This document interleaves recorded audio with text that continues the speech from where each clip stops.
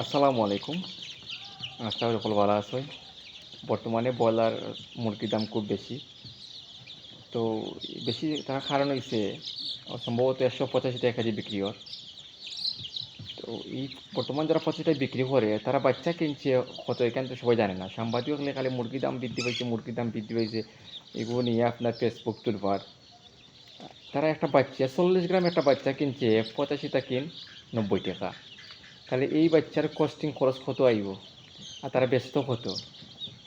তারপর সব খামারে তুলতে পারছে, সাহস করতে পারছে না। আমি নিজেও আমার খামার ২ মাস ধরে প্রায় বন্ধ। গত ২ দিন আগে আমি আপনার হচ্ছে সোনালী মুরগি তুলছি। আমি যে দাম আছিল ভাই ৮৫ টাকা বাচ্চা কিনি আজ আমি দাম পাই বলে কোনো সম্ভাবনা আছিল না। হয়তো ভাগ্যর জুড়ে এখন এই ১৮৫ টাকা মাঝে বিক্রি করতে পারে। কিন্তু যদি ১৮৫ টাকা বিক্রি করতে না পারতো তাহলে যারা এই ৮৫ টাকা ৯০ টাকা বাচ্চা কিনছে তার তো মাঠে মারা খাইতো ভাই।